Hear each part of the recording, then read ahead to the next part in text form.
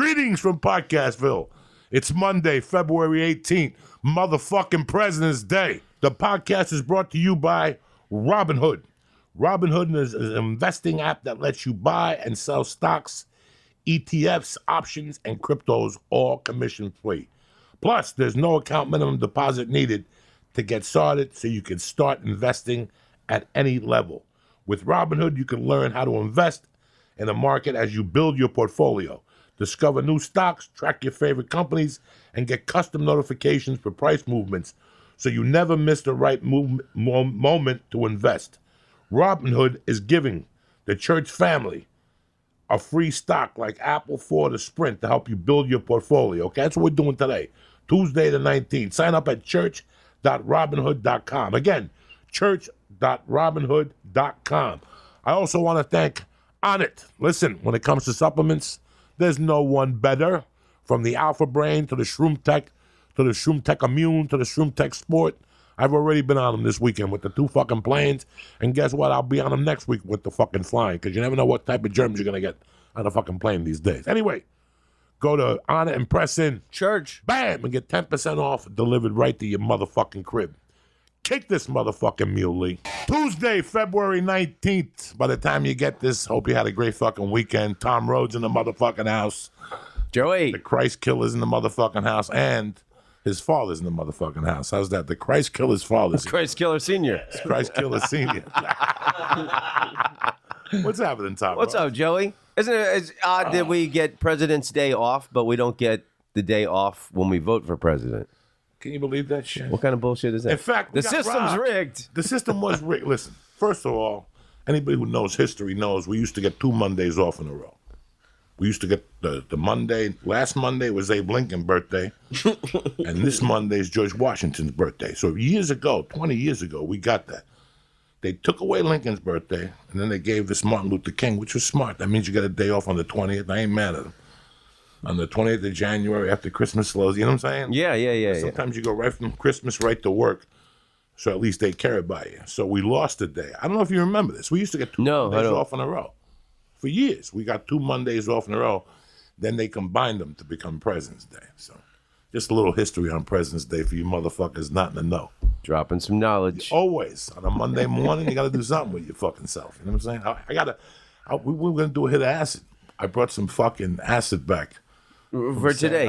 Sure. Why not? It's President's Day. If you're not going to see Abe Lincoln, fuck it. If you ain't going to see Abe. In honor of Aaron Burr, I will be rolling around in a park in North Hollywood for the rest of the afternoon. Owen Benjamin repeat. I played in Basel, Switzerland, where LSD was invented. Are you serious? Yeah, and it's on that new album. I mentioned this on that track that... you know, what a magic day that must have been. So Albert Hoffman, 1943, World War II is raging, and he was experimenting with this shit, and he took a little accidentally, and he was riding his bicycle home when it hit him, and he just like rolled around in a field for a couple hours laughing and shit. And then he went home. The story of like when the LSD was invented is amazing. So he goes home, and one of his... pull into this town...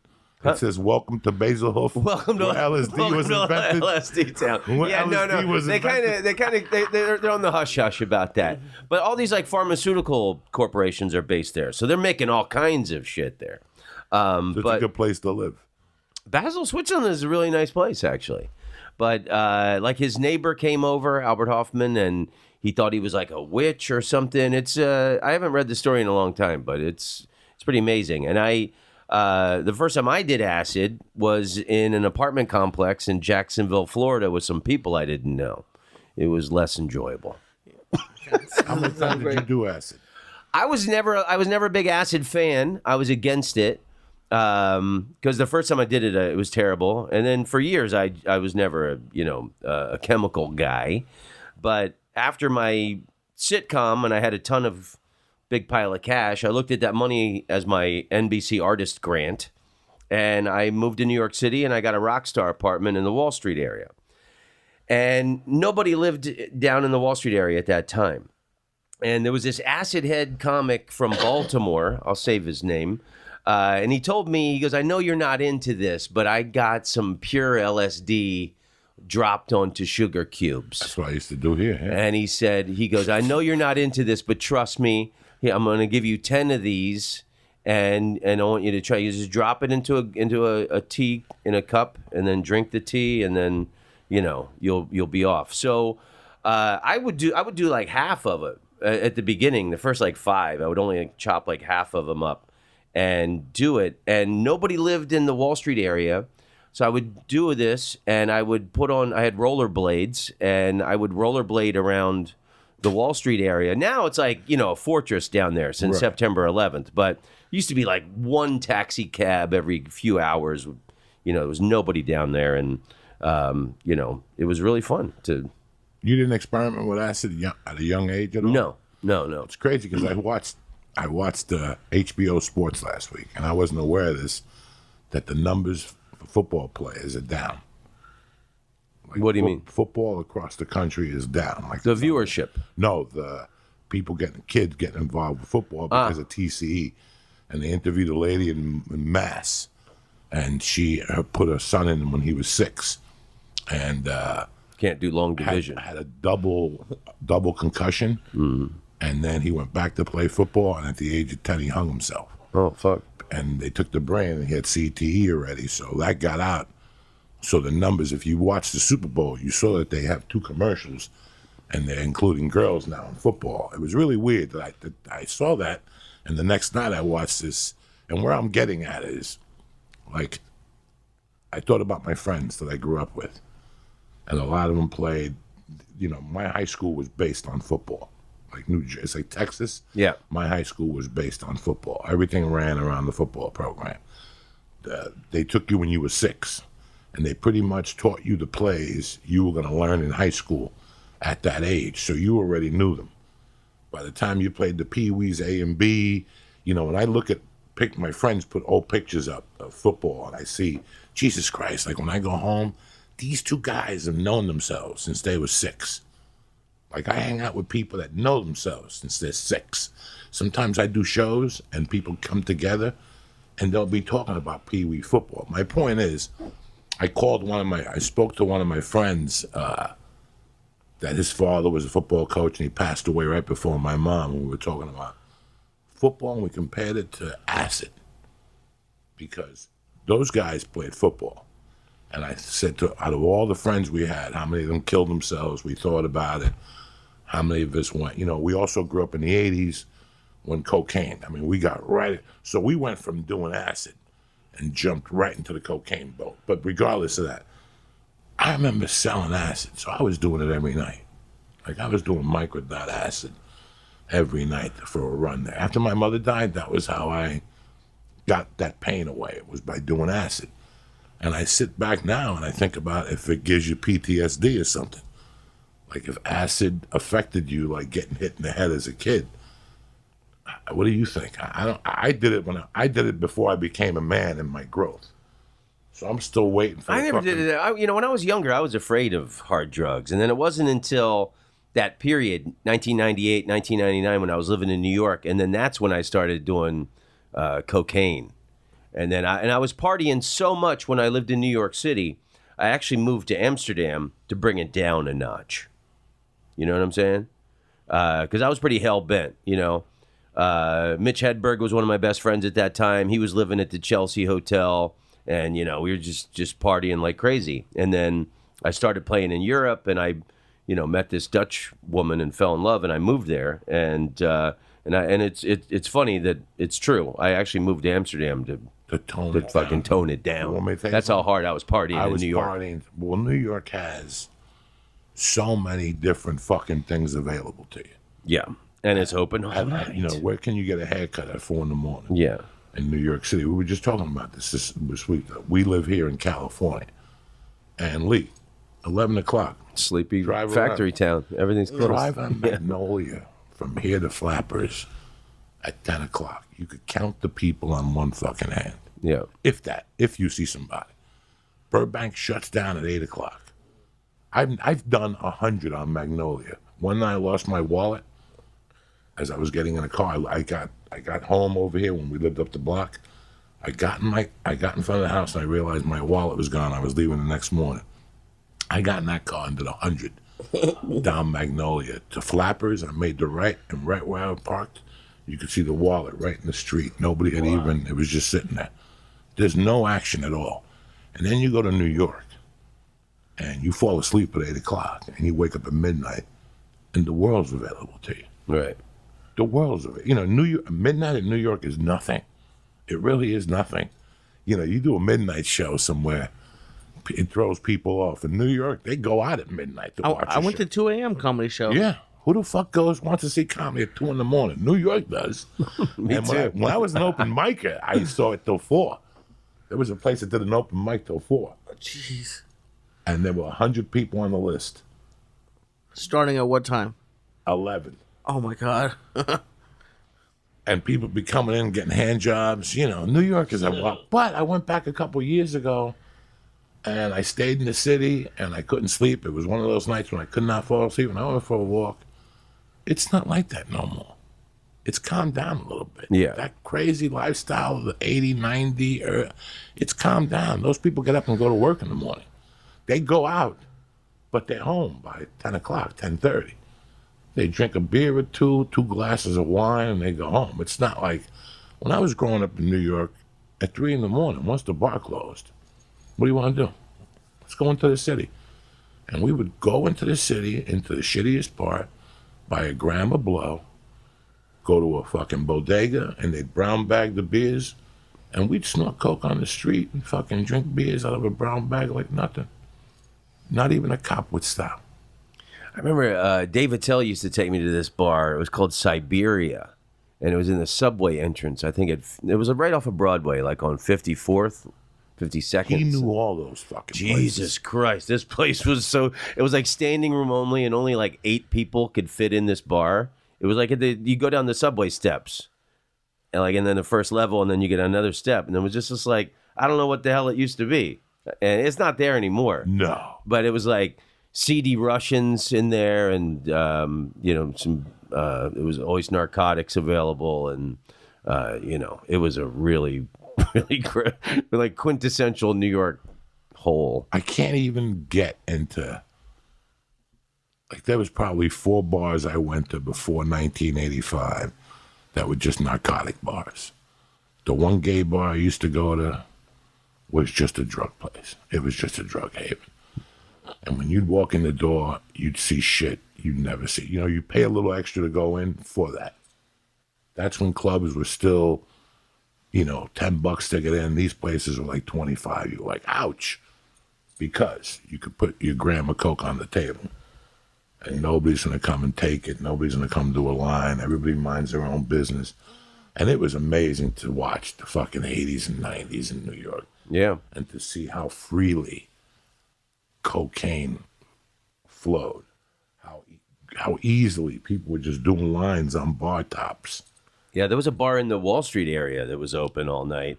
And there'd be these Wall Street guys in there. And they're doing coke and drinking all night. And they're in their suits. And they wouldn't even go home. They just sit there and sniff and drink until, it was time to go back in. Weed's a little different, it seems like. I mean, there's dispensaries everywhere, but it seems like people mostly smoke at home, and then they'll go out high. But I don't really. Occasionally, you'll see someone smoking on the street, but not really. I smoke on the street all the time. You should go to more comedy clubs in Los Angeles. The smell of weed is permeating everywhere. I guess, yeah. I'm just used to that. That seems normal to me now. I worked San Jose this weekend. How is that? I've never been there. It's a great club. It's a theater. Great city. Fucking comedy is booming there because Gabriel sold 16,000 seats on Sunday. Wow. But that whole area is comedy driven. Like that whole area. Comedy's to a new high. I am fucking really impressed with comedy. Any club, if there's 400 clubs in the country, 362 of them are sold out on Saturday nights, no matter who's there. Wow. That's the need for comedy right now in these times. That's how much people need to get away. And even that's with all the entertainment value you have at home. Because you could watch fucking Murderers Row on Netflix. You could watch 1,000 things on Netflix, Hulu. But that just lets you know how many people are going on Saturday nights. When I was in Brea a couple weeks ago, was it Brea? Yeah. All those clubs are sold out. Brea, Ontario. And they're getting bigger. At its shows in Irvine. You know, it's like comedy's at an all-time high, which tells you people need to laugh more. Shows you how fucked up the world is right now. Shows you how fucked up the world is right now. You know, you can't watch the news anymore. The news is just a horrible. You just want to get into a bad mood. You sit there looking at this and you know it's all bullshit. They show you the same fucking report 3 days in a fucking row. I avoid it. I haven't watched the news. You have to watch some sort of news to see what's going on in your community. But if it brings you down, you're like, enough with this shit already. Like, I always try to be home at 3:30 to watch World News Tonight. I watched the first 15 minutes. And lately it's been cutting down to the first 8, the first 7, the first 6 minutes. That's it. It's the same shit every fucking day. I read the news every morning when I wake up. What do you read? The Washington Post is my homepage, and then I always look at The Guardian, Okay. which is it's kind of left-leaning British newspaper, which is great. And the BBC. I like the BBC. Do you miss the newspaper coming to your door? Or Yeah, man. There's nothing like folding a newspaper and getting pissed off and smacking it against your leg and I still love newspapers. It's New York Times, Wall Street Journal. Wall Street Journal is a conservative paper, but it's one of the best written papers there are. Great articles in there. They always said that if you read the New York Times for 4 years, you would get more from reading the New York Times every day for 4 years than the college education. You would learn more if you read the New York Times. Now it's like a fucking, a piece of paper if somebody fucking tickled your asshole 30 years ago. That's all they live for, the New York Times, is to rat people out now. That's it. To rat people out. They don't even care about Trump, nothing. Every week they're ratting somebody else out. Last week it was fucking Kate Quigley's old boyfriend, that fucking wizard. Who? The magician, Ryan, whatever his name is. Adams. Ryan Adams. He was the 16-year-old girl. Oh, the musician. I thought you said magician. Yeah, and I love Ryan Adams. He's like a wizard or something like that. In real life, he's like a wizard. I love Ryan Adams, and I read that, and I was like, fuck, now I don't feel the urge to listen to his music. You know? Mandy Moore's on He's like Mark Maron today ratting him out. Oh, no shit. Oh, fuck, yeah. Oh, no shit. Oh, yeah, that's it. It's over. Mandy Moore was married to him. He wears a cape. He makes you go into a room naked. And women go for this shit. Again, that's why you got to be a father to your daughters. So they don't date fucking magicians and shit and fucking go into a dark cave. He made Kate go into a cave naked and she went for it. Jesus Christ, Kate. I can sell you a fucking bridge. Oh, shit. Somebody telling me they're a wizard, you bet. I met a girl one night. I was all horned up in some fucking town. I think it was, you meet these people on the road and you can't believe it. When you walk out of a girl's apartment that you want to fuck and she's your 3/4 there, comedy is the only thing that you get to know who's going to stroke you. From being on the road all those years, you just learn. You just learn. That's it. You just learn. You just know how to read people. And in some crazy triple run, I went home with some chick. And we were having a good time snorting coke. She was showing me her titties. She had the bikini on. We were going deep into the murky waters.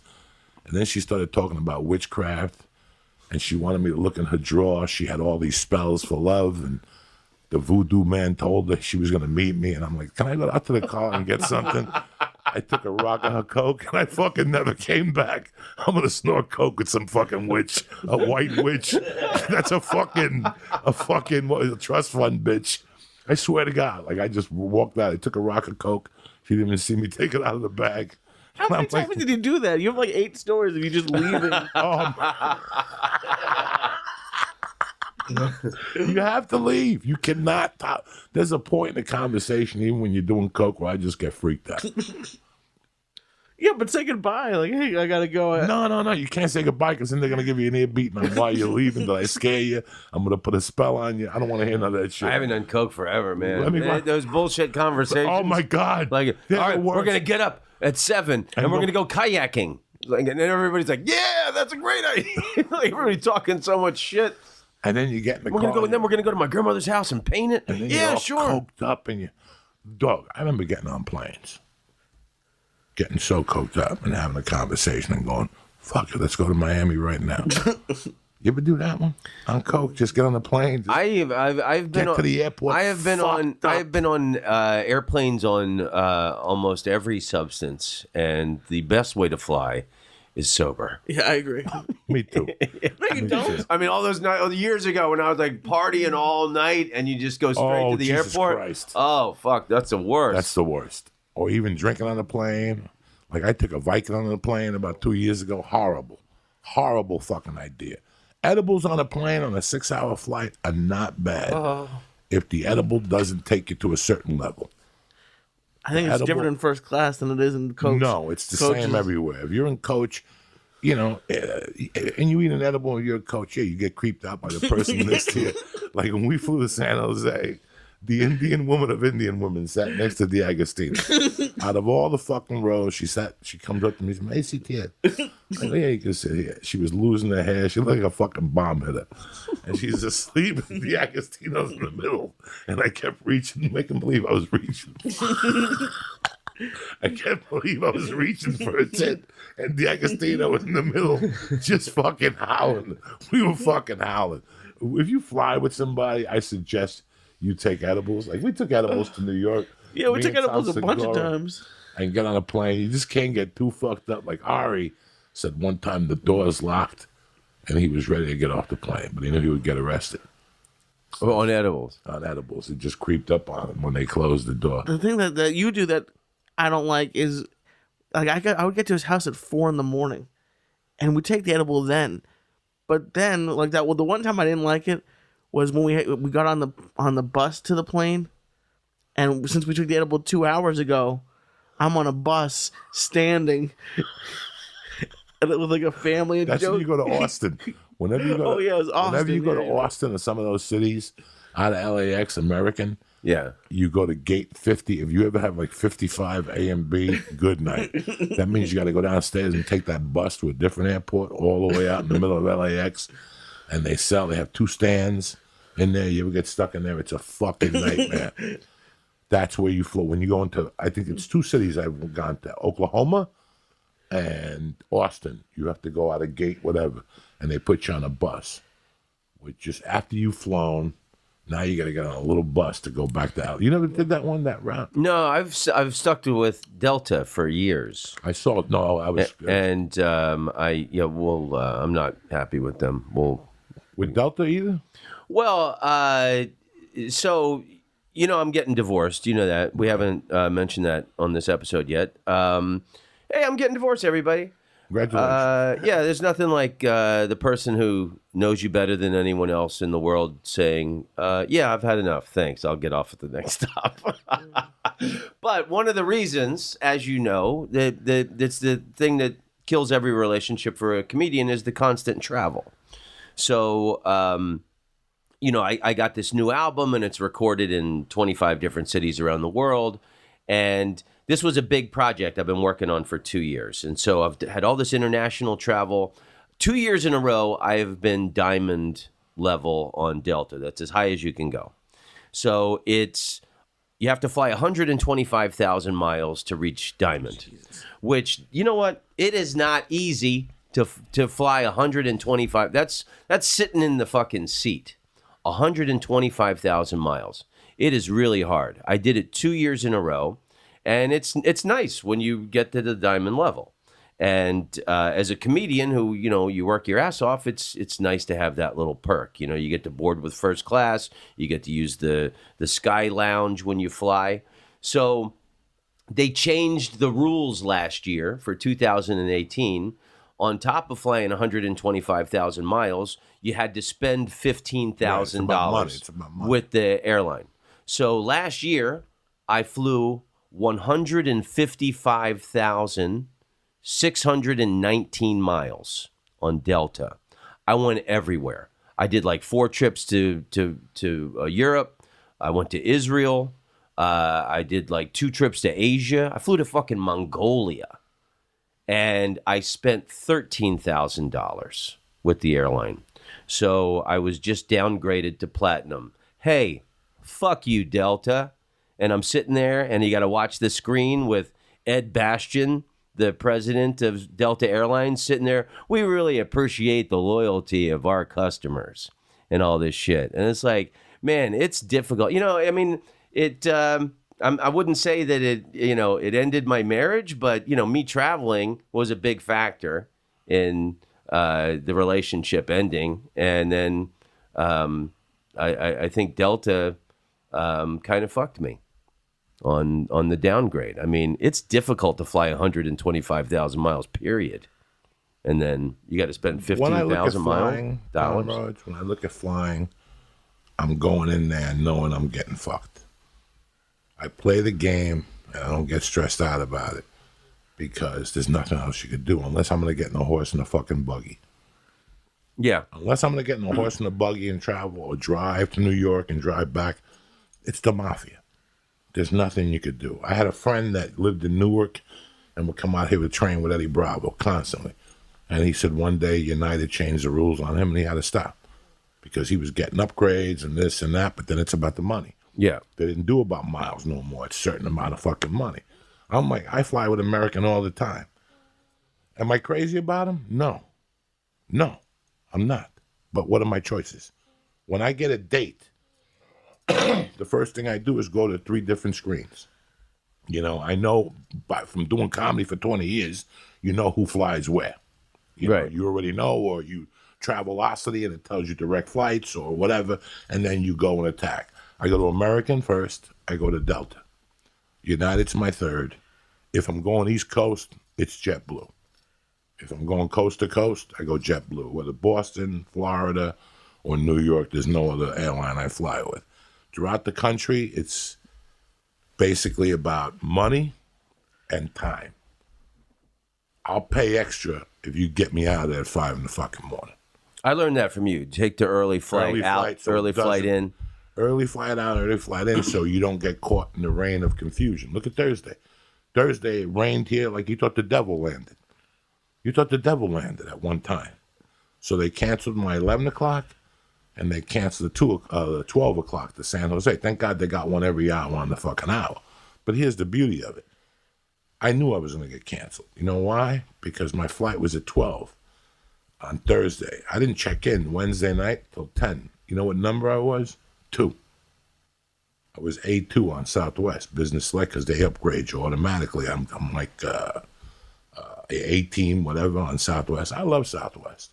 By the way, Southwest starting June, Burbank to Nashville like a motherfucker. Oh, snap. That means I fucking save thousands by fucking my wife and my daughter going to Nashville. Direct?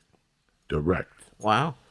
And my wife doesn't have to drive an hour down with the baby. That means the baby doesn't get car sick. We save on the car sickness. Perfect.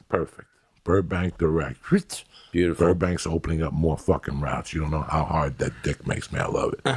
Flying in and out of Burbank is the way to go. I gotta find a new place to live. Maybe I'll live over in Burbank or Glendale or something. Where are you living now? West Hollywood. So I fly out of LAX. When do you? And then, hey, but while it's still on my mind, you know what these airlines are doing, and Delta is spearheading it. And then, like you're right, it is all about money. Now they're doing tiered economy. So there's different levels of economy for anything you have to pay for. Oh yeah. They get you window, fucking everything. It's like, how fucking greedy can these people be? If not, you sit in the back with the fucking guys that are getting transported for murder and 12 kids in fucking Texas. You're next to a guy that's shackled. They put you in the back. Well, didn't they make billions off of baggage fees? Wasn't that? Yeah. And that was because the fuel costs went up after September 11th.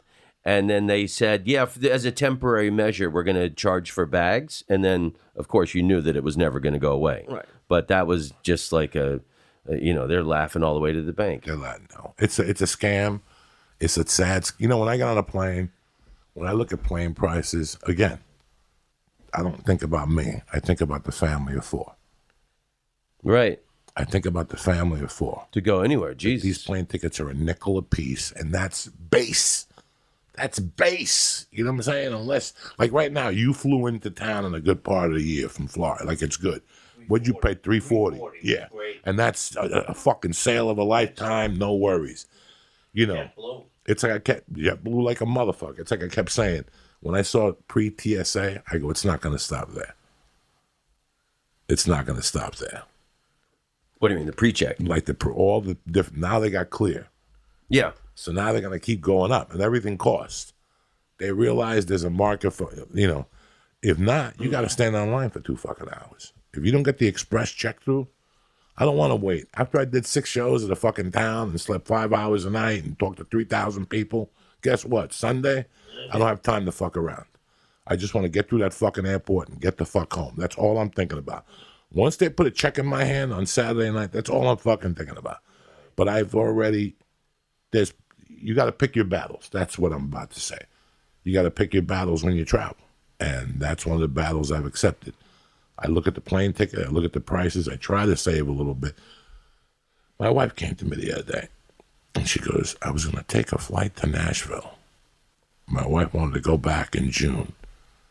The tickets are fucking $549 base. Yeah, it's all going up. You know what first class is to Nashville, guys? $1,900. Well,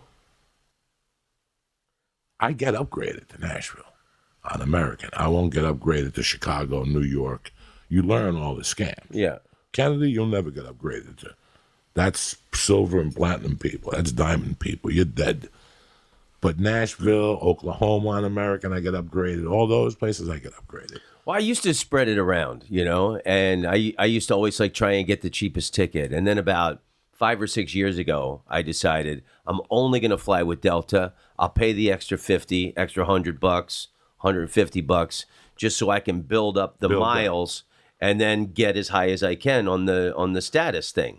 So that's why it's I've for years I've been paying the extra money just so I could be loyal to Delta. And what did it get me? No, it doesn't get you anything anymore. No, and once they went to the money thing, I knew it. Like I'm fucking.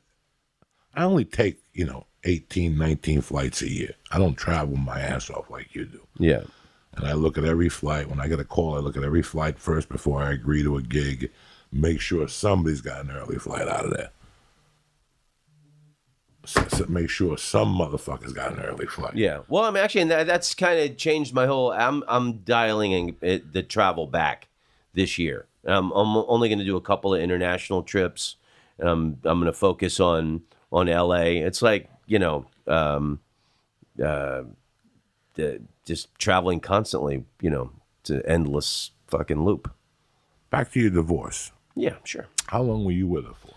10 years. Married for 7. 10 years. Yeah. I remember when I first met her with you, and she was very gung-ho about the comedy. Yeah. And then Oh, she loved it. She used to go with me to. She used to travel with me everywhere. She used to go to shows with me every night. Co-pseudo manager. Yeah. Of sorts. It helped me with everything. I went to your house. She was like the producer of the podcast. She was she edited it. Yeah, exactly. It's rough on a woman to be married to a comic. Yeah. If you survey most comics, they've been divorced since they're, I went through 2 women in the beginning of my comedy career that they could not handle the lifestyle. It's too, but when you love something the way we love something, they're always number 2. Yeah.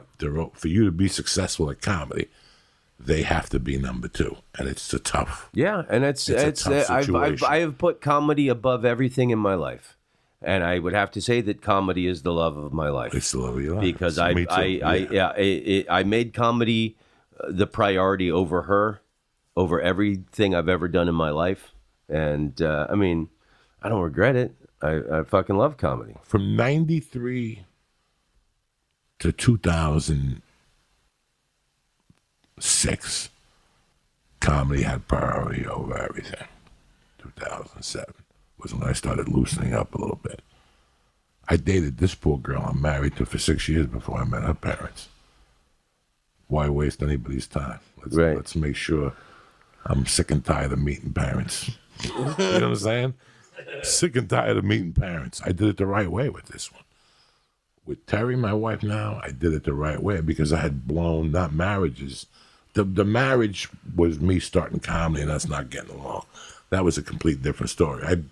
I tormented my ex-wife in different ways. My wife just couldn't take the day-to-day, hand-to-mouth type lifestyle I was living with the drugs. I'm talking about 2 relationships. I had one relationship that I really liked her, and she really liked me, and we got along. She liked the comedy, but then she moved to New York. I moved to New York. You know, she was into going out and meeting her friends after work to happy hour, and I got an open mic at 7. Yeah. You know, I'm driving a limo to pay child support and to make ends meet, and you want to meet your friends to drink water and giggle like that, because that's when Friends was around. So everybody started hanging out like friends now, 6 in a group. So she was just out of Kansas, and I saw what it did to her. They can't deal with it. You know, they can't. You were supposed to be an hour ago. I'm waiting online. Oh, I mean, even when you live with a comedian, it's a long distance relationship. It's a long distance relationship. You know, and like we were talking about before we went on air, you know, I got to be on the road a couple of weeks a month just to, you know, pay the rent and keep the lights on. But then when I'm home, I'm doing sets at the Comedy Store and the Improv every night. So it's like, you know, even when I'm home, I'm not really home. You got to make a living when you're home, too. You know? And you can't really plan it. Like, how often do you get gigs like for that night or the next day, or like, you don't have a life? You do not have a life. From 93 to 2006, I did not have a life. I didn't give a fuck about Christmas. I didn't give a fuck about nothing. That was the only mental state you could have to get somewhere in comedy. 96, 97, I didn't watch fucking television from 93 to 99. I didn't know what a television show was. Because what kind of comic watches television? If you watch television, you're not a comic. Yeah. If you're watching TV shows at night, you're not really a comic. I don't know what you're talking about. You got to be out 7 nights a week grinding. I didn't even know what a baseball game was. Yeah. I didn't give a fuck about who was in the Super Bowl. Nothing. That's the state of mind. Well, it's funny. Like, I'll see these. That's the state of mind. Some young comics in LA, and their sets will be about like television shows. And did you see this reality show? And I have no idea. I don't know what you're talking about. I don't even want my mind to go there. I don't even know what you're talking about. You know, there was a time where I was just a fucking monster, and then I moved here with a girl, and she had a big family, and every fucking 2 months they thought like, oh yeah, we'll come out for a week. That's great. We planned a dinner. I'm not going to that fucking dinner because I got a spot at 9:30. I'm trying to make a living. You know, that was hard to live with. That's how tough. And once a woman realizes she's number 2, you're fucking done. And then let's say you do get married to this woman and you have a child, and now you really have to go on the road. How much time are you going to be home if you got to go on the road 3 weeks a month to keep the lights on? You got a kid. So now you're calling your wife from fucking Mazatlan with Tom Rhodes going, in the back going, I'm in Mazatlan. We're having a great time. I bumped into the Flying Jew, and she's with a kid crying in the background. How long does that last? In the beginning, it's great dating a comic. He's so much fun. Oh, my God. We giggle. We walk through the Comedy Store like Goodfellas. We walk around the back. Oh, my God. It's so much fun. He knows everybody. And give it a fucking year till you're sitting there by yourself on New Year's Eve because we're in Boca Raton. Because I don't want to bring nobody with me on the road. Yeah. That was the mistake I made with the first 2. That I did not even go into with Terry. That was not an option. I took her on one date to fucking, what's that hellhole in Arizona with white Lake Havasu. Lake Havasu, where you go in the water and you get chlamydia. Who gets chlamydia at a fucking lake? You get foot fungus at fucking Lake Havasu. It's the filthiest fucking people you ever met in your life. I took her there one time on a gig because she wanted to drive. I was going to rent a car and she goes, I'll drive. But that was it. I cut her off from going to gigs. I think that's why my relationship with my wife lasted so long, was because she did travel with me. You know, she was a photographer, and it was great. We'd go to travel in the world. You know, I used to, when I didn't live anywhere, like 3 or 4 months a year, I'd do in Europe, do a month in Asia, a month in Australia. And she used to travel with me everywhere. When we first started getting serious, when we were dating, I told her, I said, if you want to be with me, you got to reduce your life to 1 checked bag and 2 carry-ons. And she did it, and it was great. And then a year ago, she decided she didn't want to travel anymore. And then that was the beginning of the end. You miss her? I do. Yeah, I love her, and it was not my choice. At least you have no hatred in your heart. You look good. Thanks. Yeah, and I don't. And there's no bad feelings. She doesn't have any bad feelings. It wasn't like some catastrophe happened. It was just like, her decision that things would be better if we were apart. So these are one of the things in life. This is part of being a fucking grown-up, bro. It's interesting, man. It's great that you say that because Penny Marshall died, I think, in December, and I was reading her obituary. I think it was in the New York Times, and there was a quote. They quoted the opening paragraph of her autobiography, and I don't remember it exactly, but it said something like this. Her opening paragraph of her autobiography said, I've been divorced twice, I battled cancer, I had cancer, and I had a child commit suicide. Something like that. And she said, nothing extraordinary has ever happened to me in my life. It's just normal things that happen to a human being.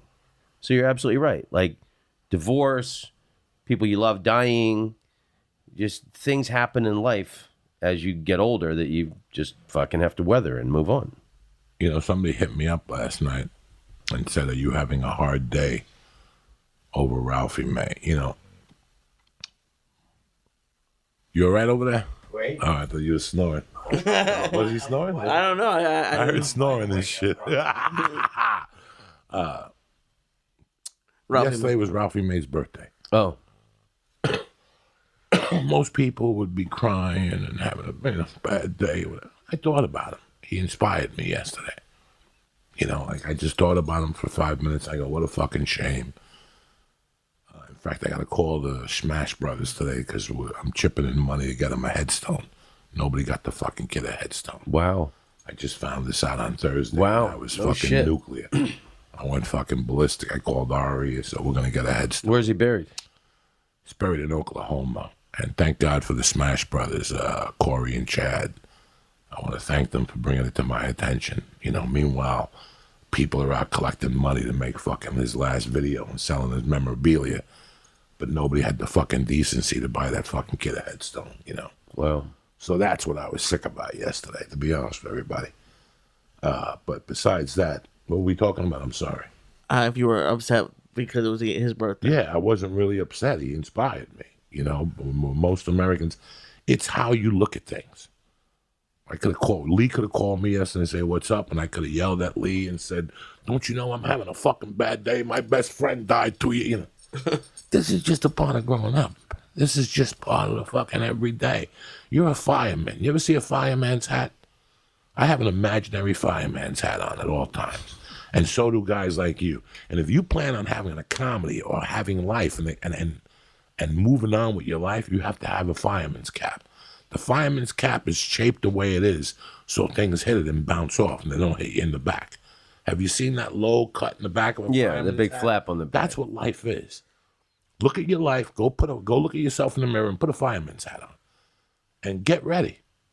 Get ready. Be prepared. Shit does go down. People do get cancer. People do die. Cats do die. Kids are born without a fucking eyeball. These are the things, and we all live. And we learn how to live with them, and we move the fuck on. It's so weird. You get used. It gets easier the more happens. I look at these.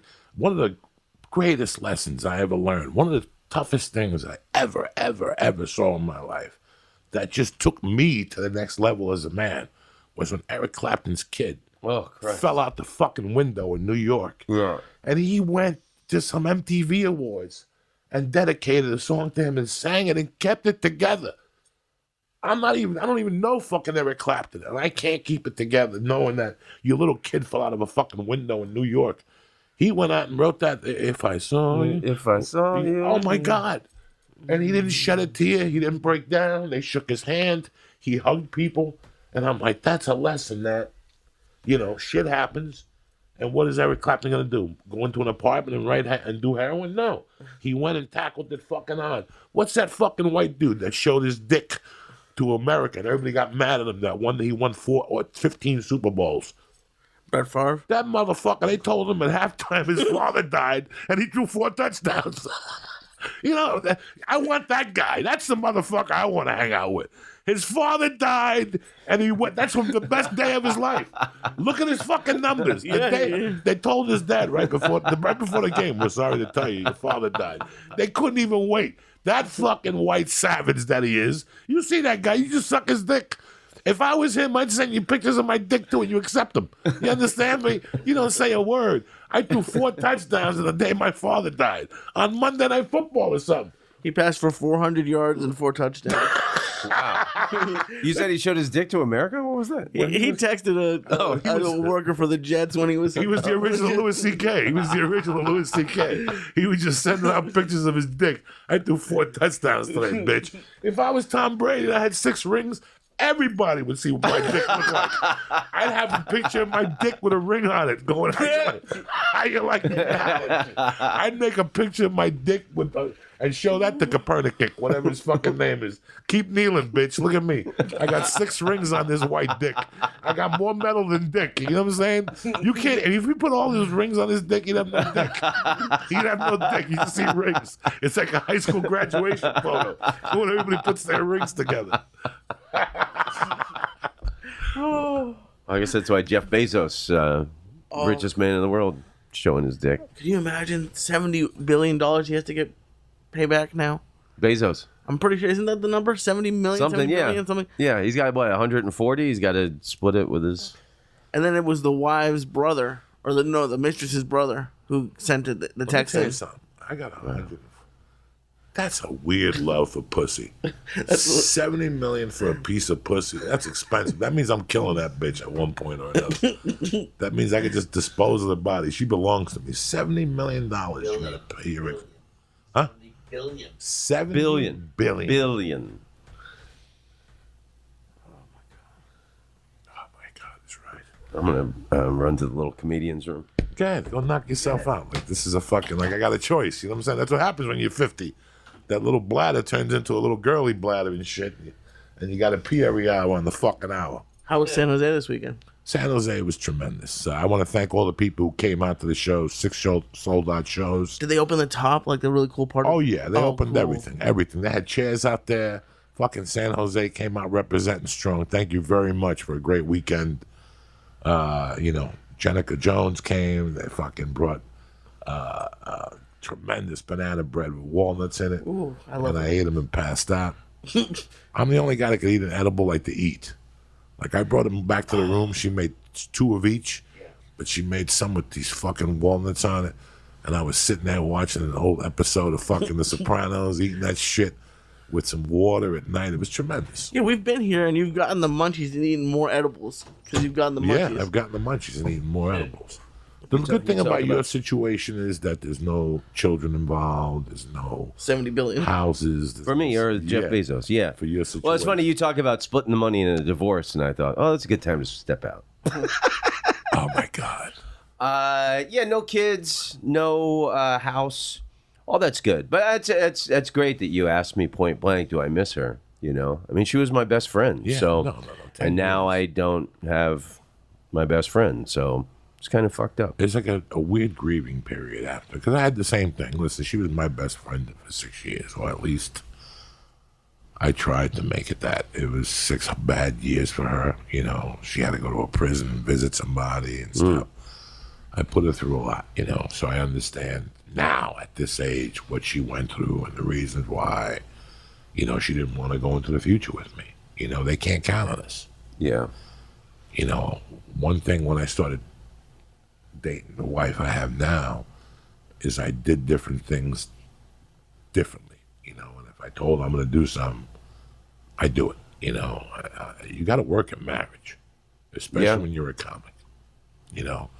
I've been here for 20 years. I've heard all about the divorces. You know, the thing I dread the most is these guys that after 35 years of married, they got divorced. Jesus Christ. If I divorced my wife now, I couldn't function. Yeah, well, I mean, that's the tough thing. 20 years with my wife now? Yeah. I couldn't function. My wife does everything for me. My wife did everything for I me. don't do She helped me with social media. She helped me with fucking everything. I do my own work, but my wife does everything else. Like, everything is prepared for me. Everything is fine, you know. She knows I'm trying to eat better. She cooks a little better. I mean, my wife, you know, now that she's a mom, she's really, you know, the role. But I work hard at it. You know, there's temptations I have, not sexually or nothing, work-wise, and things I like to do that I have to think about us as a family. Yeah. and go, I'm already gone 6 days a week. How can I go to my wife and tell her I want to go to Vegas to watch this? When, so I work at things like that. Do you know what I'm saying? Like, Yeah, I know you, and you always. Stick to you're it. very protective of your time with your family. You have to. Really When I wasn't, I didn't have a family. Yeah, No, but like what you were talking about before about like working holidays and shit like that, which is I did a lot. We did. We had a lot to. of Thanksgivings. Yes. I would go work in Vancouver You have because to. it ain't Thanksgiving up there, and Yes. it's boom. There's another check I can get. This is it. But from where I'm sitting, I think as a comedian, you can't let too many big days or holidays slip by without you being there and them sitting by themselves in your Los Angeles apartment. That's even though they say, yeah, go get that money. Yeah, that's fine. Yes, because I asked her permission for everything. Hey, you mind if I go to Vancouver and work for Thanksgiving? And then, it sounds great until it happens. Is she working now and stuff? No, She's still not working. no. It's weird. I fucked up so many relationships. 2 of them that I really liked. And a lot of variables were involved. Don't just blame it on the comedy. There was the coke and the fucking... Yeah. This time I wanted to do it right. And I try to do it as right as I can to the T. We're all... Flesh is weak. We make mistakes. But I really tried to... I've lived in an empty house. I know, there's a line at the end of Dogs by Pink Floyd. It's a brilliant line, who was brought up in a house full of pain, who was taught not to spit in the fan, who was told what to do by the man, like something about coming home to an empty house, even though there's family in the house. I know what that feels like. I had it in my house before my parents split, and I had it before I got divorced. There's a feeling in your house. And that feeling, I never wanted that feeling again. So once I had Mercy, to be honest with you, I started trying to do better when I was dating her. That's when I stopped with the Sundays on the road, little things. To have a family, you have to eat dinner with the family on Sunday. It's the Lord's Day. When I was growing up, that's all I ever wanted. And all my white friends did it. And on Sundays at my house, it was what's called un bayou. You know what a bayou is? Fucking people all over the house, watching baseball, drinking beers. I didn't like that. I believed in Sunday as your family. After you eat dinner, you watch The Wild Kingdom and then Disney. Remember Disney at 8 o'clock? Yeah. What was on before that when we were growing up? The Animal Kingdom with that dude, the husky dude with the fucking voice. So Sundays at 6, you ate. 7 was, come on, guys, Wild Kingdom. Somebody help me out. I remember. And then at 8 o'clock was The Wonderful World of Disney on NBC. Yeah, that was what America was built on. And all of a sudden, those values went out the window. They started putting football on at 9 o'clock and 8 o'clock. And that chubby guy that played with tigers and shit. That was what America was about. We forgot all about that. We threw that away. I understand the need for Americans to work on a Sunday. I worked plenty of fucking Sundays when I was single. And there's people that have families that still have to work on Sundays to support those families. But for me to make it work with her, to make her feel normal, I had to be home on Sundays. So at least, no matter what happened throughout the week, Sundays we stared at each other and ate family as a dinner. Ate dinner as a family. That's big in my world. So that was what I first cut out. And it drove people crazy. It drove Rogan crazy. It drove everybody crazy. Comedy clubs would tell me I couldn't work there if I couldn't work Sunday. Fine.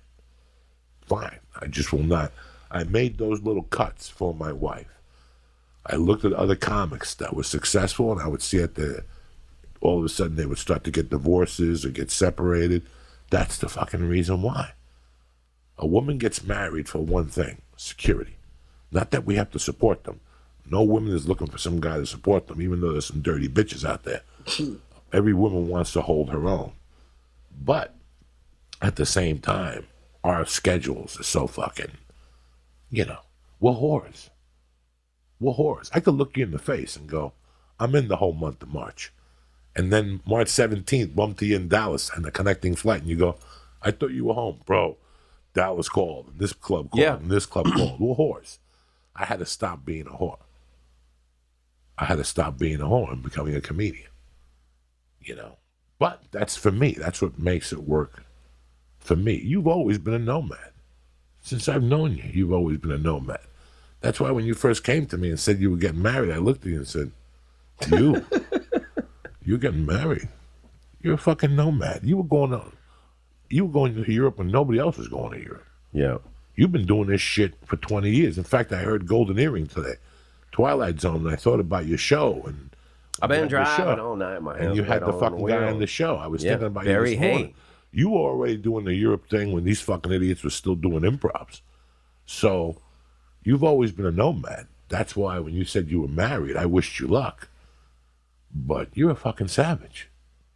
You're the last of the fucking savages from the 80s. There's nobody else doing what you're doing anymore. Like, if she had asked you to only do America and do Thursday through Saturday, like, would you have been happy living like that? Well, you know, it's funny, like now, after the nuclear fallout of the breakup, I think, oh, okay, I'll give that a try. But no, I was too hard-headed to give it up. And then also, I was driven by this project of this album. Right, but you enjoy traveling, and you said you're cutting it down next year, but you're still doing a Europe tour, an Asia tour. Like, you enjoy traveling, so like you wouldn't want to give it up, probably. I like it. I like having comedy friends all over the world, comedian friends. I like knowing, you know, comedians in every country who are great friends of mine, and I like the skill and intelligence that it takes to be able to crush in different countries. Like, you're in Ireland one week, and then you're in England the next week. It's different, the audience is. And then you go to France or Holland or, you know, Japan or Mongolia. It's different. Like, Chicago is different from Atlanta, and San Francisco is different than, you know, Phoenix, you know. It's an adrenaline rush that I get off on, to be able to go to these different places.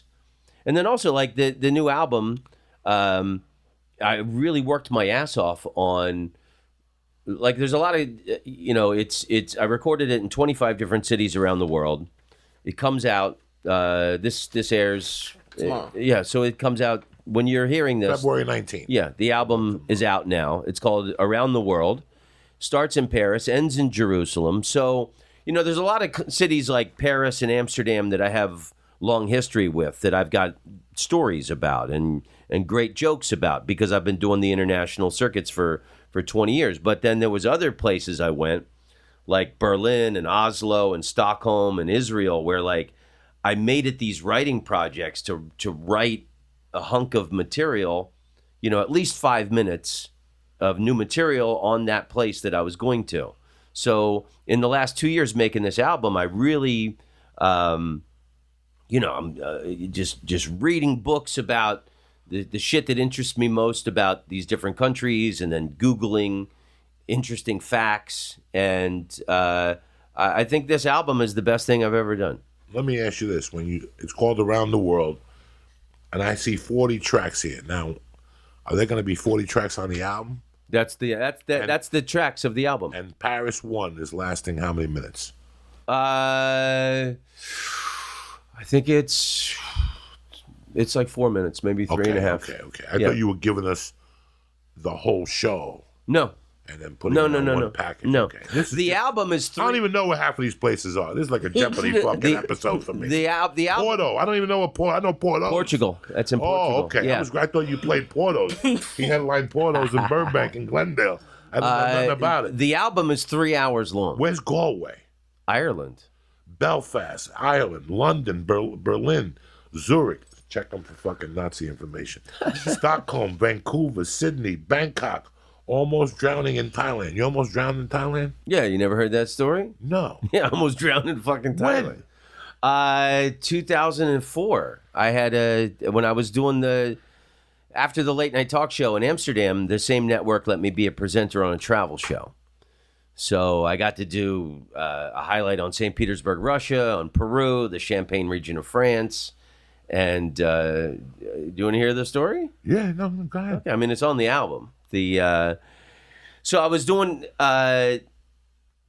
I was doing this stand-up comedy tour in Asia. I did Hong Kong and Bangkok, and I had 2 weeks off before I had to go to Tokyo. So my Dutch travel show boss said that if I got certified diving while I was in Thailand, on my next assignment, he would send me to the Dutch Caribbean, and then we could film some underwater shit in the Caribbean. So I flew from Bangkok to Phuket, and I took a boat for 3 hours to the Phi Phi Islands, and I went to Koh Phi Phi, and I stayed on this French resort, and my diving instructor was this tattooed criminal scumbag from Montpellier, France, named Philippe. And you could smell the cocaine criminal past on this fucking guy. I mean, there was a reason why he was hiding out in the islands in Thailand. He had all these homemade jailhouse tattoos on his arm. He had a little rat ponytail. And he had a mustard yellow Speedo that matched his mustard yellow teeth. And anybody who's ever gone diving, you have to study a book for like a week before you're ever allowed to get into the water. I did not have to look at this book for 1 second. I sat with a very hungover Philippe on the morning of my first dive, and he went through the hand signals with me. This means I cannot breathe. This means I have a love of air. A love of air. Okay, I'm underwater. Oxygen is precious. Okay, I love air. Took me 3 days to figure out that this means you are low of air. Okay, so my diving class was very small. It was a British couple from London, Mark and Mara, and I'm still very good friends with them because of what happens in this story. And my diving buddy, when you go diving, you're matched with a buddy for safety. You have to constantly be checking on your buddy. Are you okay, buddy? I'm okay, buddy. So Zip lining. Yeah. So I was. Zipline went better. I had been dumped by the Dutch woman that I moved to Amsterdam for. It's a recurring theme in my life. I've been left more times than pizza crust. So anyway, so I was freshly single and heartbroken at the time. And my diving buddy was this beautiful French woman from Bordeaux, France, named Helene. And Helene worked at the ticket counter for Air France at Bordeaux International Airport. And I fell instantly in love with her. How perfect. We met while diving in Thailand.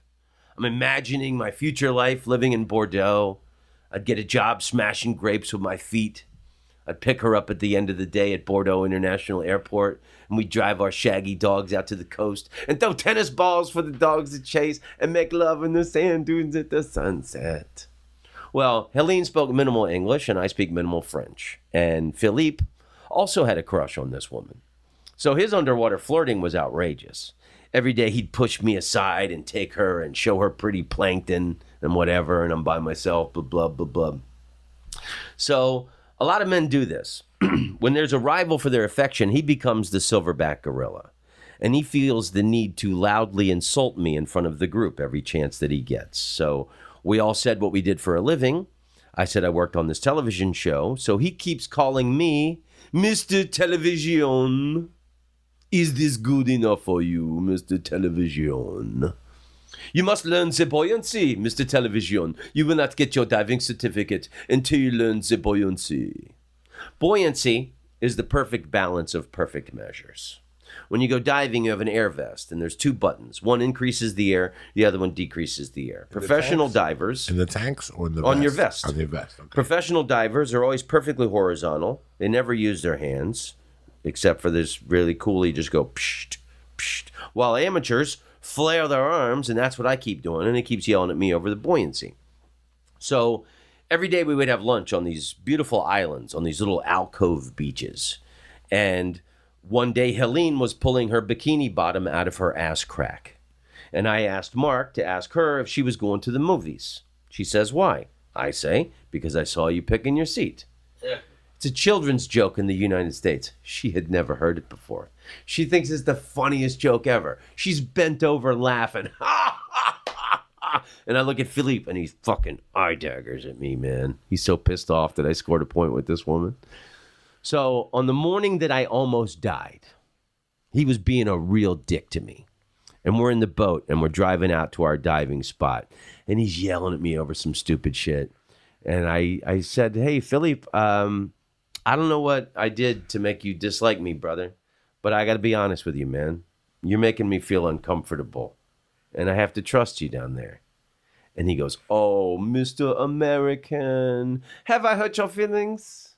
Maybe the Al-Qaeda has asked me to leave your body in the ocean today. And that's when Mark stands up in the boat and goes, you are out of order, sir. And then they got into each other's faces, and then they almost fought. And it was like an hour before this explosive situation finally died down, and we all got to go diving. And in retrospect, it was Russian roulette with the bad tank. And I got the bad one. Did he give it to me on purpose? We will never know. Because when we're driving out to the spot, it was announced that one person couldn't go diving because one of the tanks was bad. And then the Thai boat captain hit it with a shoe or something while this argument was going on. And then it was decided we could all go diving. So just like every other day, we get down there. He pushes me aside. He takes her. He's showing her shit. I'm by myself. Blub, blub, blub, blub. And then I start breathing in water. And your lungs don't want water. It's day 3. I know how to work the equipment. There's a button in front of your mouth. If you get water in your mouth, you hit the button and whoosh, shoots out the side. It's not working. I get my spare respirator, the octopus, as they call it. It's the same thing. It's water. Your lungs don't want water. And I look up and it's like 40, 50 feet. It's not that deep, but it's deep enough to be dangerous. And I know you can never shoot straight up to the top in diving. That's how people get really injured. So I look at Philippe, and I don't know, he's like 20, 30 feet from me.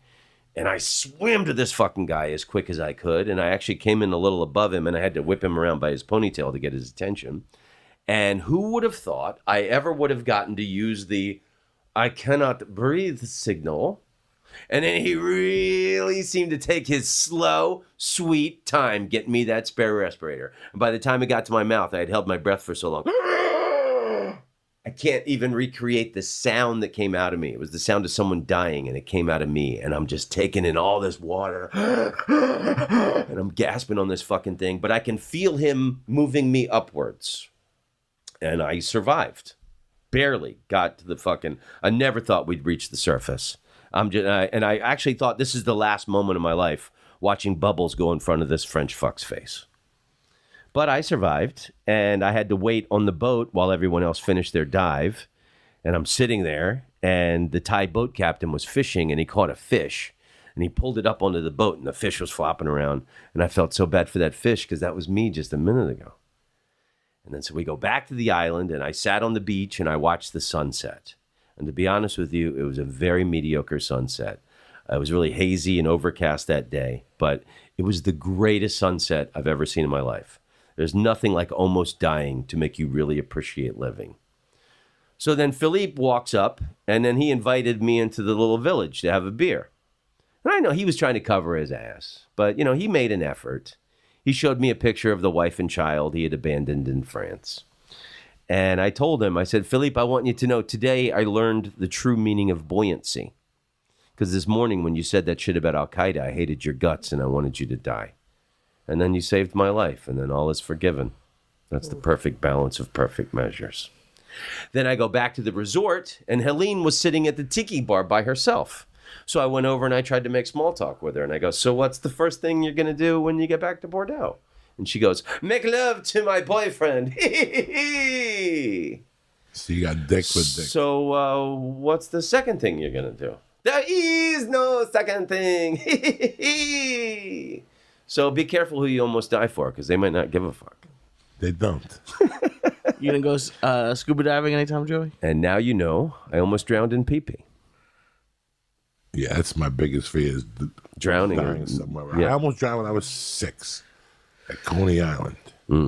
And it was a fucking scary thing. I never swam again for about a year and a half. Yeah. And then I jumped back on the horse. Why I actually went back the next day, and I knew if I didn't go back the next day, Yeah, the fear would I grow. would never do it again in my life. And I had to go back one more day to get certified diving. So like my little class all got their certificate, and then the next day was these professional divers who wanted to go look at sharks in caves. The fucking last thing in the world I wanted to do. So these lunatics, we go down to some different area where there was these sleeping sharks in caves, and they're all sticking their heads in it and shit. And I'm just like, I just want to get certified so I can go to the fucking Caribbean, That's it, yeah. So I ended up getting certified, and then I got to go to Curacao and Aruba, and then we filmed. And it was actually on my birthday. I got to swim through a shipwreck off the coast of Curacao, and we had underwater cameras, and they filmed me swimming through this shipwreck. It was pretty fucking cool. You've had an interesting life. I've had an interesting life. Yeah, and all brought to you by comedy. Everything. Comedy's been the catalyst.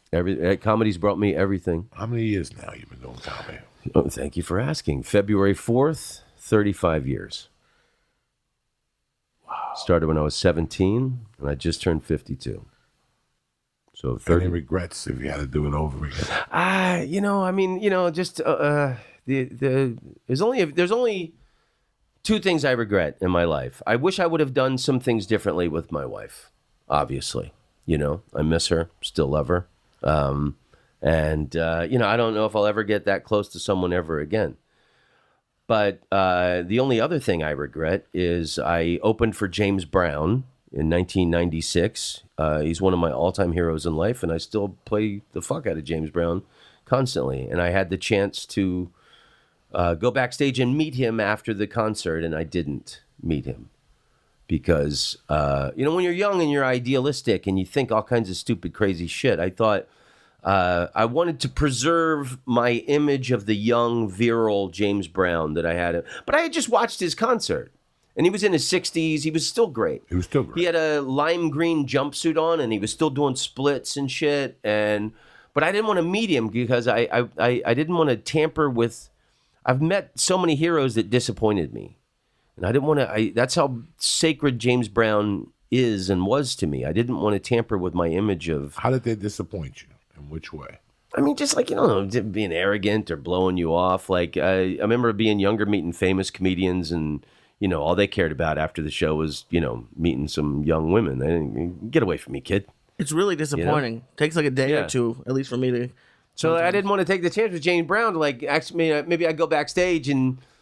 He's in his underwear, some old man. He's got his wig on a hanger, and I accidentally see through his pee hole and see some weird old guy, shriveled up dick. I don't know. It was stupid, but it's just the weird shit you think when you're a kid. Like, no, man, he means so much to me. I just, it was just an honor to open for him, and it was. I will have that forever. Forever, yeah. And I opened for Ray Charles once too, in 1998. But it's stupid. That's probably one of the only regrets that I have is that I wish I'd have met James Brown when I had the chance. I think about all my relationships from time to time. I think about all the way back to the 8th grade, how I dumped that poor girl because her mother died. Some girl I was dating. Jesus. I was dating her. Like, I didn't know. I played basketball. She was a cheerleader. And I liked her. But we were kids. We'd meet for pizza. We'd double date with another basketball player. It wasn't even like sexual. I'd suck her titties behind the church, that type of shit. And one day, finally... That's why churches were built. Oh, my God. She's like, come over to the fucking house. And I went over there, and she's like, I go, what time does your dad get home? She's like, 5. I go, what time does your mom get home? She goes, my mom died. I just freaked. I just fucking freaked. I was like, I didn't freak in front of her. I just... kind of shocked inside, and then on the bus ride going, "Oh, what do you have to do for your mom to die? Like, what the fuck did you do?" I couldn't even fathom it. Then I started dating another girl, and I broke up with her. And when my mom died and I found her, that's the first person I thought of, And she's on Facebook now, and I was like reaching out and saying hello, but I don't have the heart to. She's probably fucking. Oh, it's interesting, man. I had to, my father died in 2009, and then my little sister died in 2011, and then my uncle died last year, and it hit me. I had this epiphany last year after my uncle died. That's why young people are all so happy, because everybody they love is still alive. They haven't, had people snatched from you. I mean, you didn't know how to fucking deal with it. You're young. The concept of death, even as an old person, everybody's afraid of it because nobody knows what it is. How are you going to deal with a concept you can't even comprehend when you're young? The funny thing is, the kid that made me when I was a kid, the kid who put me in a better position, died when we were in the 8th grade. I was playing basketball with him until about 6:30, and his mother called him for dinner. he asked me, "You coming over?" I go, "No, I'm gonna go home tonight." I went home. He went home. And the next day in the 8th grade, when I went to school, they said he'd gotten into a car accident with his brother and he was in a coma and stuff like that. You were supposed to be in that car? No, not at all. No, not at all. It's funny that I still think about him. And it's weird that now, looking back, we didn't know how to react to his death in the 8th grade. Yeah. But looking back, months after that, you could see our behavior change. Like looking back, I've been writing about it lately, how we moved from smoking pot to once a week to every day now. And also we were adding alcohol to the mix. And then we, after he died, we just like on our own went from one level to the other. And then another kid from the neighborhood died sophomore year. He drowned. And that neighborhood never recovered. Like, I still see some of those kids from that neighborhood, and they never recovered. Me, one of them being me. Nobody knew how to really handle that in the 8th grade. And even writing about it last week, a couple of weeks ago, I remember going to the hospital and seeing him on the ventilator because he went into a coma first.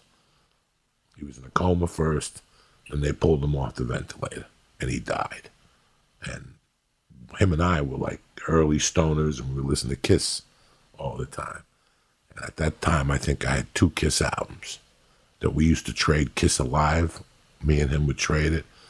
And at the fucking funeral, I buried him with the Kiss albums. I put him in his casket, and I said, "I'll never listen to Kiss without you. Next time I'll see you, we'll listen to Kiss." And I never really listened to Kiss. Recently, I started a little bit, but never the whole albums or anything. I didn't know it affected me then. Now, I know how much those 2 deaths affected me. And then throw my mother in between the both of them. So it was Anthony first, my mother, then Dominic. Dominic died maybe 10 months later. My mother died in November. Dominic died August 4th. That destroyed the neighborhood. And I still talk to maybe 3, 4, 5 people from that neighborhood. Gone. I mean, how can we, it's the concept of death is completely removed from our society. We don't even see how our food is killed. I mean, how are we supposed to, it's shit no one ever talks about. We don't want to know how our food is killed. Yeah, true. But you don't want to know. You don't want to know. But just death in general, it's like, people don't talk about it until it hits you, And, I was destroyed after my father and my sister died. Oh, yeah, we all I stopped drinking for pleasure. For 2 years. You still off the booze? Still off the booze. No Yeah. shit. God bless you. Yeah, Still man. January 1st was 5 years. Man. Yeah. No desire? No, and even after this, a few people called me, and you are one of the few friends that reached out to me several times since my breakup, and I really appreciate that. And you asked me and a couple other people that called me, you're not drinking, are you? Which is, and that really means the world to me. I have no idea. But I have no fucking desire whatsoever. And I was actually I was feeling at my fucking lowest. And I was in Hollywood and I was walking. I had to go to the bathroom. And I was right by the Pantages Theater, and the Frolic Room is next door. And I've been in my brains have been splattered all over the Frolic Room. Jeez, I didn't know it was still there. Yeah, and it's still held on after all these years, baby. It'll be there after we're dead. They changed everything in that neighborhood. Yeah, but that's still like the same gritty Hollywood bar that it always was. So I mean, I popped in there, and like the 1,000 ghosts of Tom Rhodes past are in that bar. And times I was in there and had a great time, all kinds of different stages in my life, and just getting plastered. And, and that smell of the fucking stale beer on the carpet, and I had no desire whatsoever. I just, hey, I'm here to take a pee and get the fuck out. Good for you, man. Yeah, man. It's, I'm, I want to go, I may never go back to drinking, and I'll never go back to the way I used to be. But I want to go at least 10 years. Like when I'm in Paris, Paris is my favorite city in the world. And I got so many stories about it. And, or like when you're in Rome It's like, a glass of wine would be nice. I mean, maybe it won't be as nice as I think it'll be, but I want to go at least 10 years. And then maybe I'll have a glass of wine once. You still smoke reefer?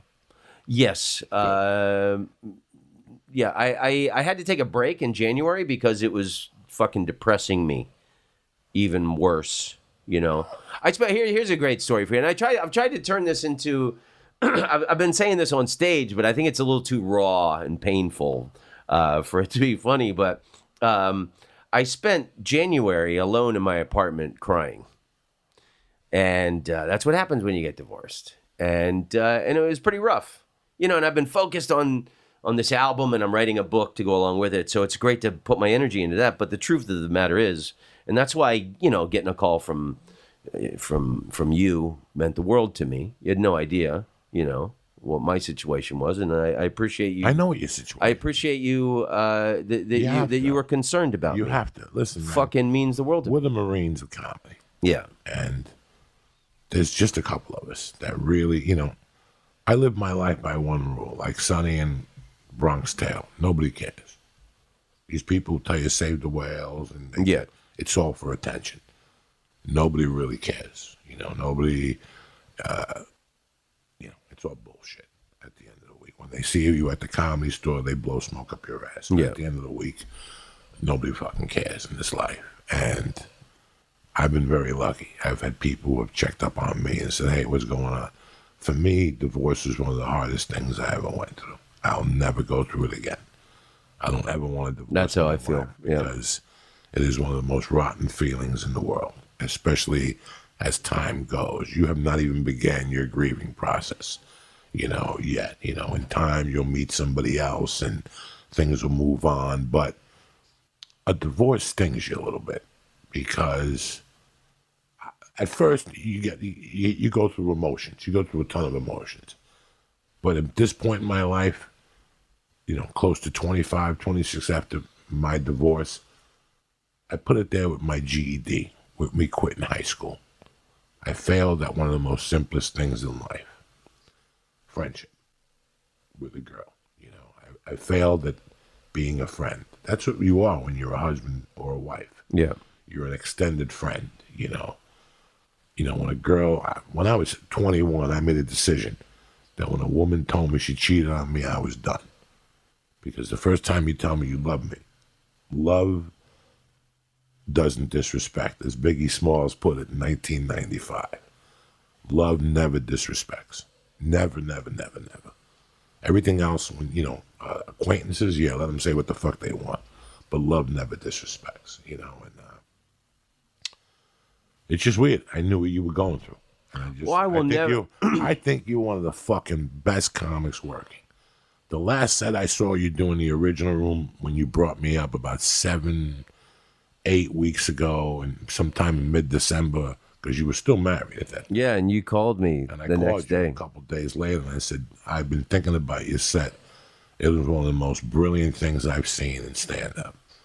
And it's so weird how comics get hot, and they create this scene for themselves, and you're not really looking at, I feel, Tom Rhodes, you're one of the best comics working today. And I look you in the eye and tell you this, with no bullshit, I don't need to blow smoke up your ass. So, yes, when I found out you were getting divorced, it concerned me. You're one of the best guys representing what we do out there. You write, you do callbacks, you fucking sacrifice the marriage for comedy. For this album that's right in front of you. So, all my respect. Everybody should buy my album. Listen, man, I respect motherfucking comedians. Yeah. I don't care if you're a woman or if you're a man. I respect the work ethic that goes behind being a comic. I respect it with all my heart. At 27 years, I know who's faking the funk. Yeah. I know who's faking. I'm with you, man. I respect it more than anything in the world. And I always say that comedy is my religion and my political party. It's all that I fucking care about. My first 10 years. So to have your respect means the world to me. But beyond that, the fact that you were concerned about me and you called me several times to make sure I was doing okay, I will never forget that. You've always been a great friend to me. But like, I'm serious. That I will never forget that as long as I live. That is part of what goes with comedy. That's what part of goes with life.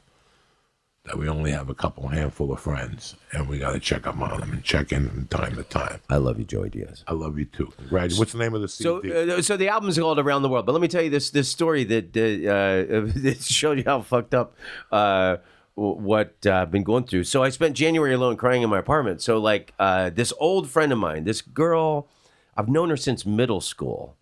And she's a great friend, man. And then she's been dating this guy for years, and then they got married 2 weekends ago. So she asked me to officiate. I don't know, whatever. I mean, I'm happy to do it, And I got ordained online, a couple of clicks, and I read a Hafiz poem that I thought was fitting, and I gave them what they wanted. But my heart was, it was painful being there around all this happiness and all these love songs. And here's these people starting a marriage, and mine is just ended. So it was great. I was happy to do these friends a favor, but to be honest with you, I couldn't wait to get the fuck out of there. So I call a Lyft, and I get in the Lyft, and the Lyft driver goes, "Hey, that looks like a nice party you were at." I said, "Oh, yeah, well, it was a friend of mine's wedding." And to be honest with you, I couldn't wait to get out of there because I'm going through a divorce right now, and I spent January alone in my apartment crying. And the guy said, "I can relate to you getting divorced. My cat just died." So I came home and I found my cat, and I just picked it up and I was holding it. And I was crying, holding my dead cat. And I said, "At least you got to hold something." You got nothing but a piece of I'm trying that on stage, but it's like, it's too raw and it's too fucked up to be funny yet. Tom Rhodes, it drops tonight, midnight? Yeah, man, my album is out now. It's called Around the World. And look at those tracks. It's right in front of you, man. It's a masterpiece, I have to say. The album is 3 hours Manila, long. Hong Kong, Shanghai. Starts in Beijing, Paris.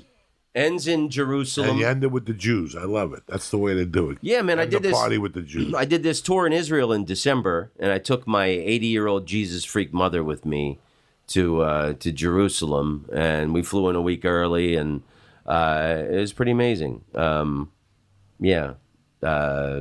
Do you want to hear a story? Or No, we're wrapping We're wrapping up? Okay. Yeah, no problem. Hey, everybody, buy my album, Around the World. It's the best thing I've ever done. And Tom Rhodes, I'm happy you made time to come on today. Oh, I adore you, Mr. You look Diaz. Completely different than when you walked in here. Yeah. We took a load off your fucking shoulders. You That's got true. a smile on your face. And this is what these are about. Any dates you want to promote? Yeah, next month I'm at Side Splitters in Tampa. I'm at Comedy Off Broadway in Lexington. Great club. Great room. I love that room. Great club. Yeah, and then I'm at the Punchline in San Francisco the last Great club. weekend of March. Good so yeah, for you, man. buy my album. Come see me live. I will be at Treasure Island this Friday night with Kate Quigley, and at the Fox Theater in Tucson on Saturday night with Kate Quigley, and then I think I got March 2nd at the Ice House. That's it. I got a light couple of weeks. Saturday night Nice. working out with Uncle Joey. All right, I want to thank Tom Rhodes. I want to thank the Flying Jew over here. And I want to thank you guys most importantly. But I also want to tell you something for a second there. I want to talk to you about Robinhood. Robinhood is an investing app that lets you buy and sell stocks, ETFs, options, and cryptos, all commission-free. While other brokerage charges up to $10 for every trade, Robinhood doesn't charge any commission fees. You understand me? No commission fees, so you can trade stocks and keep all your profits. Plus, there's no account minimum deposit needed to get started, so you can start investing at any level. Robinhood, the simple, intuitive design of Robinhood makes investing easy for newcomers and experts alike. View easy-to-understand charts and market data and place a trade in just 4 taps on your smartphone. That's 4 taps, and you can place your trade. You could also view stock collections, such as the 100 most popular. With Robinhood, you can learn how to invest in a market as you build your portfolio. Discover new stocks, track your favorite companies, and get custom notifications for price movements so you can never miss the right moment to invest. My wife loves this. Do you understand me? So what I'm doing is this. Robinhood is giving the listeners, the family of the Church of What's Happening Now, a free stock like Apple, Ford, or Sprint to help you build your portfolio, just to get started. So do me a favor, sign up at church.robinhood.com. That's church.robinhood.com. I want to thank also Onnit for being the best when it comes to supplements, kettlebells, club bells, all that stuff. The only thing I can help you with is supplements, all right? Whether it's the Shroom Tech Sport, the Shroom Tech Immune, the Alpha Brain, the protein powder, the beef jerky, the elk, whatever that is, I'll get you 10% off. Go, when you check out, go to the box and press in. Church. Bam! And get 10% off delivered right to your fucking La Casa. I'll see you motherfuckers bright and early Thursday. Stay black. Kick this fucking Meal Lee.